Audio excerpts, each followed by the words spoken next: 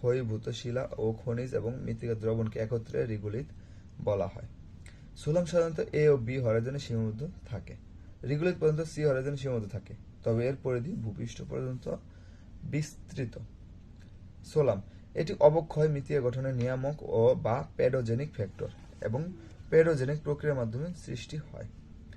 আর রিগোলিত এটি শুধুমাত্র অবক্ষয়ের মাধ্যমে সৃষ্টি হয়ে থাকে। সোলাম সোলাম শুধুমাত্র প্রকৃত মৃত্তিকা নিয়ে গঠিত।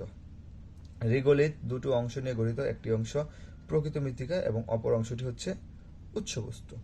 সোলাম মূলত সম্পূর্ণ অবক্ষয়িত শিলা ও খনিজ দ্বারা সৃষ্ট মৃত্তিকা স্তর। রিগোলিত মূলত ভূপৃষ্ঠ কঠিন শিলা উপরে অদৃঢ় মৃত্তিকা স্তর। এটি রিগোলিত এর উপর অবস্থিত। এটি শায়িত কঠিন শিলা এর উপর অবস্থিত।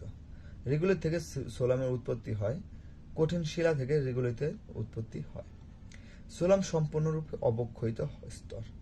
রিগোলিতের উপরের অংশ সম্পূর্ণ অবক্ষয়িত হলেও নিচের অংশ আংশিক অবক্ষয়িত। জৈব পদার্থ হিউমাস, আয়রন ও অ্যালুমিনিয়াম অক্সাইড সোলামের এ ও বি হরাইজনে জমা থাকে। রিগোলিতের সি হরাইজনে CaCO3, MgCO3 এবং দ্রুত দ্রবণীয় লবণ জমা হয়। এতে ক্ষুদ্র জীবাণু সংখ্যা ও কর্মকাণ্ড বেশি থাকে সোলামে, আর রিগোলিতে ক্ষুদ্র জীবাণু কর্মকাণ্ড নেই বললেই চলে। সোলামে ভৌত, রাসায়নিক ও জৈবিক অবক্ষয় সংঘটিত হয়। রিগোলিতে জৈবিক অবক্ষয় সংঘটিত হয়ে থাকে।